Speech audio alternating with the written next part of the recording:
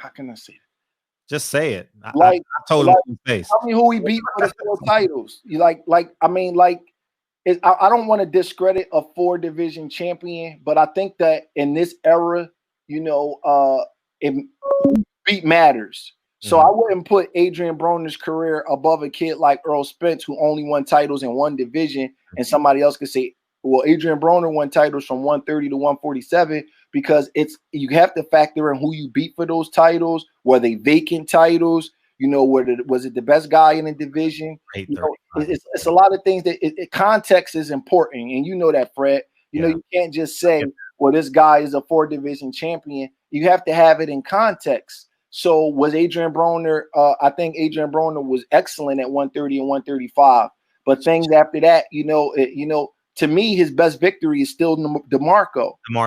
You know what I mean? DeMarco's still going strong. I heard he actually looked good tonight. So I respect Adrian Broner. He's a really nice kid, but it's just you have to take things in context.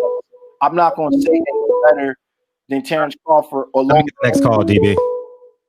All right, the last thing I want to ask before I leave, since today Pac Day, what's your favorite Tupac song? Oh man, what's the one with him in the courtroom with him and Snoop? America's Most Wanted. America's Most Wanted. Oh, shit, man. Right on. All right, man, I'm gonna fall back, man. I've been on here for a minute with my co-host. All right, man, Breadman, thanks for coming out with us, man. We appreciate you. I appreciate it, man. Hey, you know who I think of Terence Crawford? I think at 147, Terence Crawford is Harold Miner. I don't think he's Michael Jordan. Oh, okay. I think, yeah. So I got to play this intro, but go ahead and finish that. You scared to death, Negro. Hold on, Triple OG. I don't think Crawford is that good at 47. Really? I think he's too little. I don't think he's as little as people think he is. I mean, I've seen him. He has long arms. He does. He's very and he don't have skinny legs either. He's kind of wiry though. Like he's kind of loose wiry though. Like he's gangly. I like loose wiry because loose wiry carries good stamina.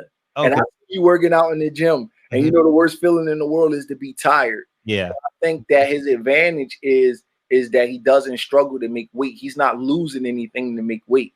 I think he walks around at about 165, but I think that's what he looked like at the Wilder fight, 168, somewhere in there. Yeah, and let me tell you something. Even though that may sound high to the layman's person, these welterweights is walking around at 180.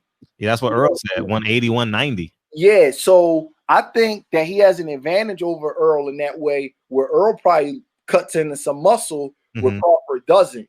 You know, and I think Crawford was forcing himself to make 135. And I think that 147 is actually a good weight for him. I think he has like that Floyd effect where, Floyd and Manny's stamina, they would just beat guys because they were fresher and sharper later in fights. And nobody understood why, because they're not struggling to make weight.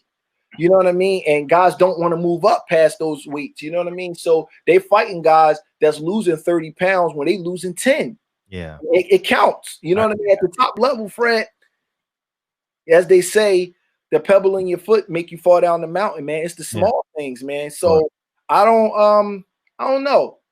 I don't think he's unbeatable. I do think that you can hit him, especially early before he kind of starts processing. Yeah. You know what I mean? I think you can hit him. I think him and Errol is a tight fight, man. I think that's a great fight. I think Errol punishes that motherfucker. Really? Yeah, I think his ego is bigger than his intelligence. You know what I mean? Hey, guess what? I want to see it. Yeah, you're right. I want to see. I want to see how Errol looks after the accident, man. I'm obviously basing it off the Sean Porter fight. Yeah, I really want to see him after the accident, man. And one thing I know, man, about these bad weight cuts, you only got but so many in your career, Fred. You see these guys walking around in between fights, and they happy and they nice, and then you see them making weight, and you like, wow, your body can only what fighters are doing is unnatural. In every other sport, you put bulk on and you put mass on to take punishment. Fighters are losing 30 pounds and they taking punishment in their organs. I want you to think about that. That's what they doing in this era. They losing 30 pounds and then they're getting hit on in their head, in their liver, in their kidney, in their intestines. It's not normal. You screwing up your central nervous system. You screwing up your testosterone. You messing yourself up, man. So, you know, when I hear about Errol's weight cuts, I always say, how many of them is he going to do? You know what I mean? Because for real, if you hear Errol's voice, you know he should have knocked Mikey Garcia out. Yeah. You know he should have. And he's saying it in his own way, like, the weight is messing with me. He should have knocked Mikey. If the Errol that fought Chris Algieri would have fought, that's my favorite fight. That's my fucking favorite Errol fight. Carry Mikey Garcia out of there on the stretcher. The weight cuts get to you, and your metabolism slows down every year, a little bit by a little bit. I know every year Julian gained an extra 2 pounds in between fights. And I've been training him for 10 years. So you do every year he gains an extra 2 pounds. Your metabolism slows down a little bit by little bit. So how many times can Errol keep cutting that weight? If I'm Errol, I see what's up, and then I'll go after Crawford, because you don't want to fight him if you're not 100%. You know what I mean? You can only make the weight but so many times without hurting yourself. And a lot of fighters go to that well too many times. Yeah, Triple OG. Okay. You can say that Breadman. How you doing, Mr. Breadman? How you doing, sir? All right. What's up, King Fred? How you feel, dog? Appreciate you, dog. Always. What the guy say? Highly blessed and stressed. You know, I ain't into that bullshit. But anyway, you can say the same thing about Terence Crawford record that you said about Errol Spence.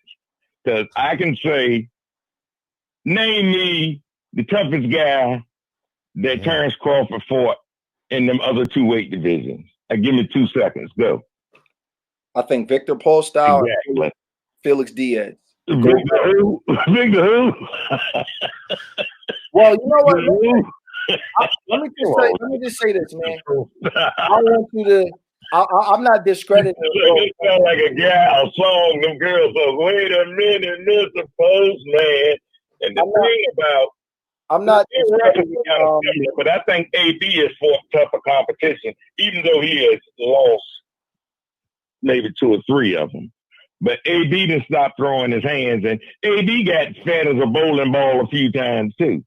And the thing about Errol Spence, I think he did that in 3 fights, blew up. But he ain't weighing that now. He ain't up there 180 now.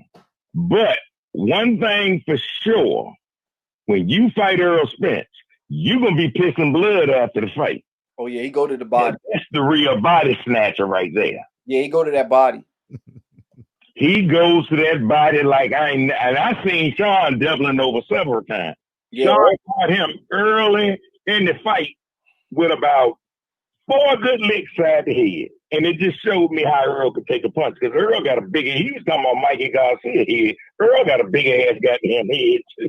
I was like, damn, you talking about Mikey Garcia head, goddamn, his head ain't that much smaller. But Errol definitely big head guys take pretty good damn shots. And Tank got a big ass head. And remember now, Tank can be a Mike Tyson.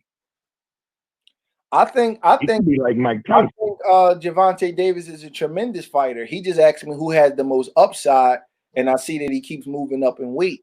But I think he reminds me of a mixture of Tyson and Zab Judah. I think he's a tremendous fider. That is a bit of Tyson and Zab Judah. I think he's left-handed, ain't he? Yeah. He sure is. Yeah, that's a good look. I never thought of that. Tyson and Zab Judah. Yeah. Okay.